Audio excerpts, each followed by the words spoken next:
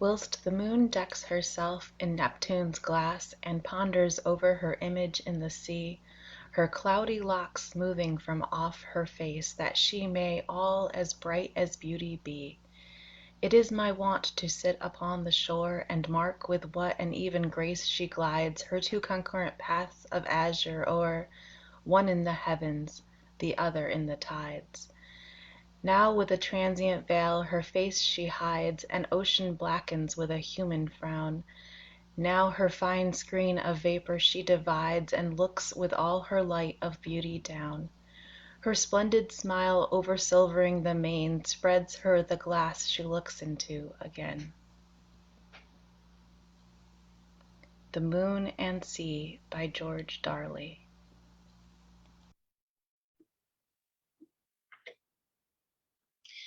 Welcome to Peek into Paintings with the Penobscot Marine Museum. I am Gina Ganskop, the Education Director here, and I'm coming to you live on Facebook from Searsport, Maine. Thank you for joining me. Please post your comments and questions. Now let's talk about this painting. This is a watercolor by John T. Dodge in 1867. Not much is known about J.T. Dodge. He may have been a Boston shipmaster, as his name shows up on Boston directories. His few known paintings were painted in places like Montevideo, Buenos Aires, and Le Havre. The sailing vessel in the middle of this painting is the Maria W. Norwood. She was built in Rockport, Maine in 1867 by Carleton and Norwood. She is a hermaphrodite brig, also known as a half-brig. As we can see in this diagram, a half-brig has two masts, right here and right here. The foremast at the front of the half-brig has all square sails, while the main mast at the back is schooner rigged with fore and aft sails. The name hermaphrodite brig or half-brig describes the sail plan. A brig would have had all square sails, but this vessel only has half of its sails square, so it's a half-brig. In the right corner, there is a small inscription reading Montevideo, 1867. It's likely one of the Maria W. Norwood's first voyages was down to Uruguay. If Dodge were a shipmaster waiting on loading or unloading in Montevideo, the Norwood's master, J.R. Washburn, may have met him and commissioned this painting. What is happening in this painting? The waves suggest a lot of movement. These are big waves.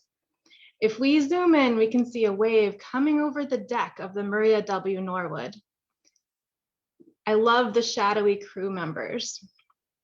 In other paintings we have examined, there has been more detail overall, including the crew members. However, the shadowy crew adds to the suggestion that this scene is occurring at night and perhaps makes it a little more ethereal. I can count 5 crew members, starting with the feet of one crew member back here. Possibly he's at the wheel. And then there's these 2, this guy right here, and then this one. And they all look like they are holding onto the rail or the wheel.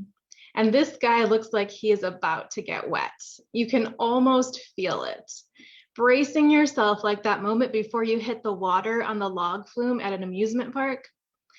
But this sailor isn't safely seated with a bar over his lap. He has to cling to the rail so he doesn't go overboard.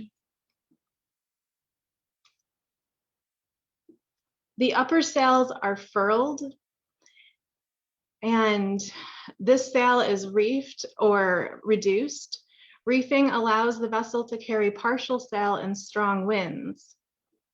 This painting shows what a shipmaster would have seen, a well-reefed vessel on a windy night. In the background on the left over here, we see a ship. So a half-brig had 2 masts, and one was square rigged and one was fore and aft rigged, while a ship, as you can see in this diagram, has 3 masts, and they are all square sails. Um, like the Maria W Norwood, this ship has many sails that are furled or reefed.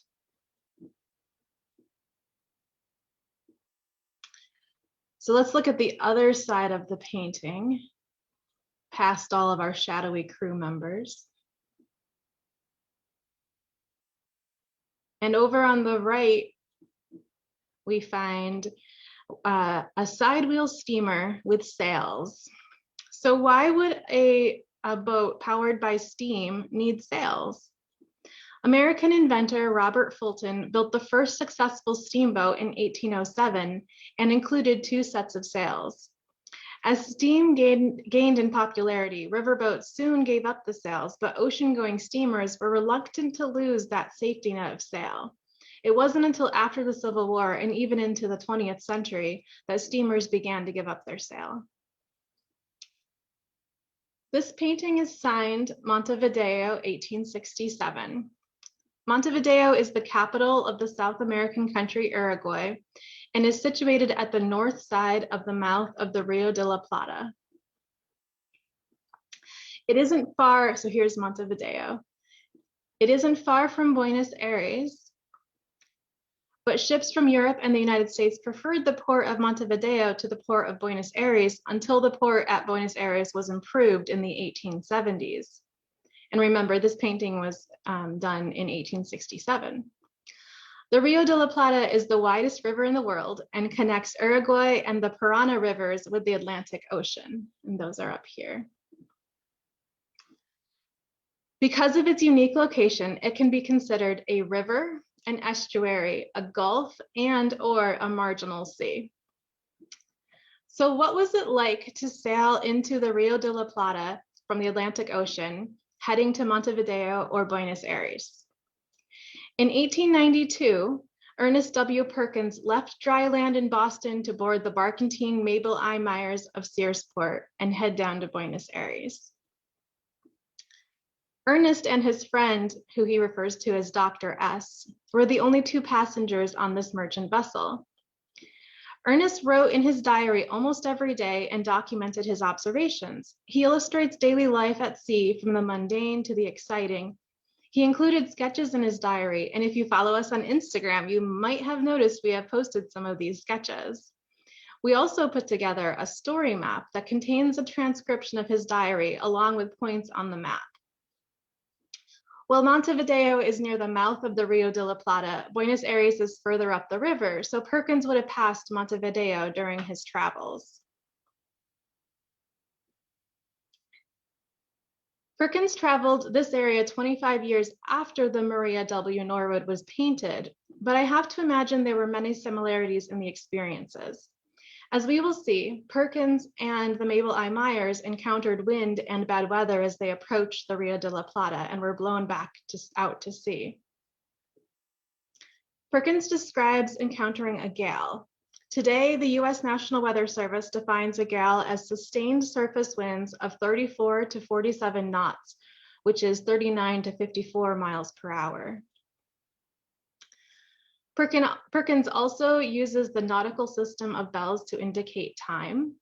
Ship's time was divided into 4 watches. The bell was rung every half hour with an additional bell struck for each succeeding half hour. 8 bells indicates the end of a 4-hour watch. So now I will share excerpts from Perkins' diary and explore the story map. And you can also explore the story map on your own at tinyurl.com/1892diary.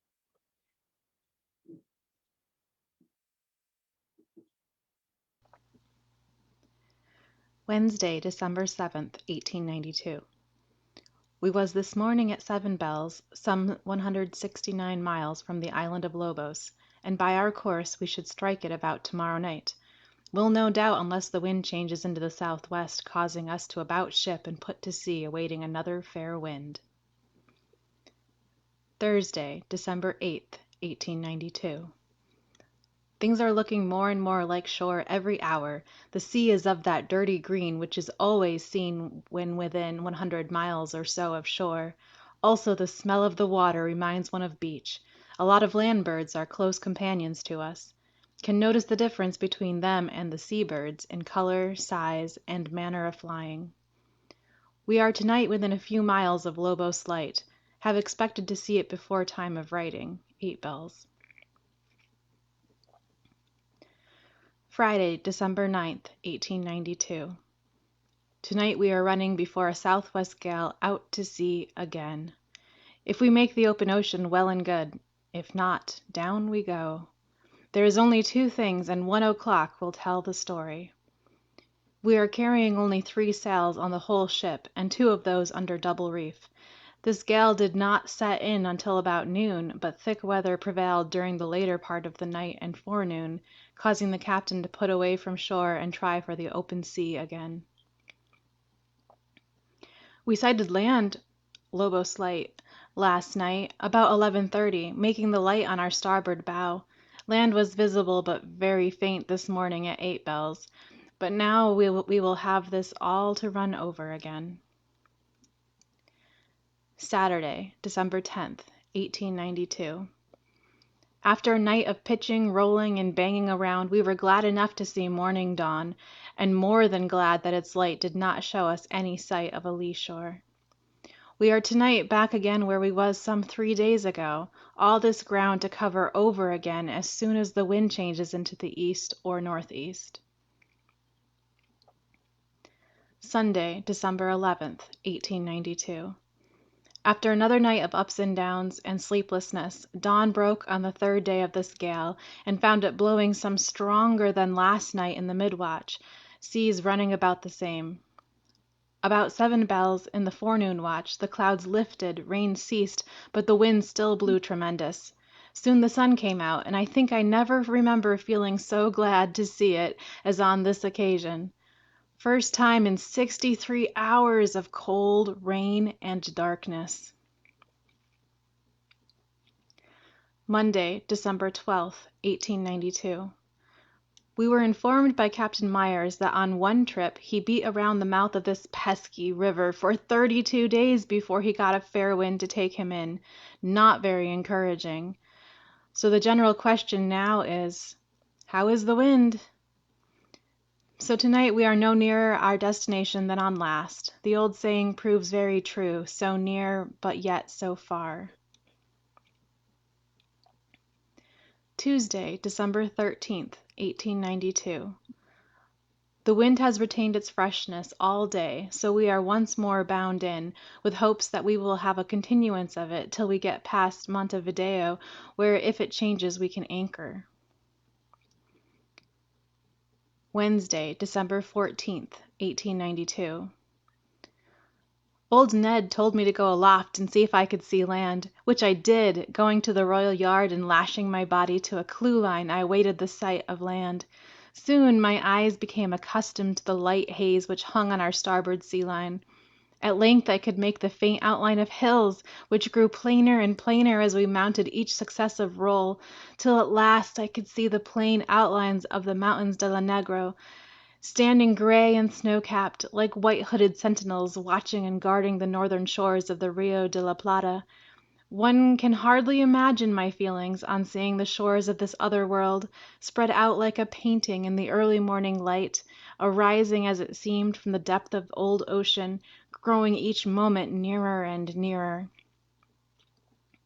At 5:45 we could see the lighthouse on the island of Flores, which is a small fort 16 miles east of the city of Montevideo.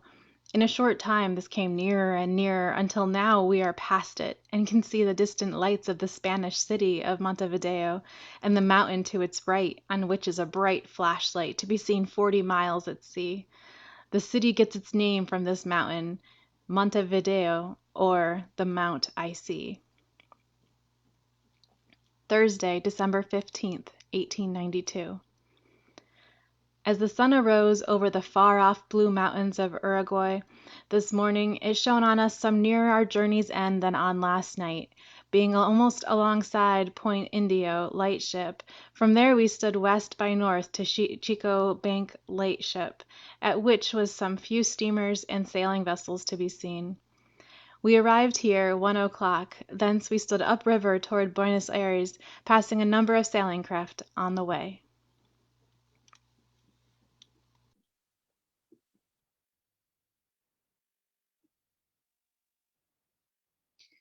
I encourage you to go to tinyurl.com/1892diary to check out more of Ernest Perkins' diary. When he describes the gal, I can almost imagine myself in this painting. When you look at this painting, what attracts your attention? I noticed the moon in the upper right corner. I'll try to keep the moon out from underneath me. I'm not sure where it's showing up on Facebook. The moon adds a universal feature to this painting. No matter where we are or what language we speak, we're all under the same moon. This painting also features a full moon. I've never experienced a full moon at sea, but I love watching the moon on Penobscot Bay. It's worth a drive down to Lincolnville Beach for a good moonrise. And it might be easier to watch a moonrise in the evening than to get up early for a sunrise. But the timing has to be just right for the best view. The moon will begin its rise on Penobscot Bay this afternoon around 4:30. 99.8% of it will be illuminated on its last evening as a waxing gibbous. It will be a full moon tomorrow. In Montevideo, Uruguay, the moon will begin its rise at 7:27 tonight. Like John T. Dodge, the artist who captured the moon in this painting, many authors and poets have contemplated the moon. American writer E.B. White, who moved to Brooklyn, Maine across Penobscot Bay from where we are now, wrote about the moon in The New Yorker on July 19, 1969. He said, "Like every great river and every great sea, the moon belongs to none and belongs to all. It still holds the key to madness, still controls the tides that lap on shores everywhere, still guards the lovers who kiss in every land under no banner but the sky." What poem or quote would you use to caption this painting? Perhaps you are inspired to write something of your own. We'd love to see it in the comments. Thank you for joining me today. I welcome your thoughts and questions in the comments box. And if you have an idea of how to caption this, please share it. I started this peek into paintings with a look at John T. Dodge's Maria W. Norwood, accompanied by George Darley's The Moon and the Sea. George Darley was an Irish poet in the first half of the 19th century. I'm going to close with one more look at the painting as we reflect on the words of Darley's poem.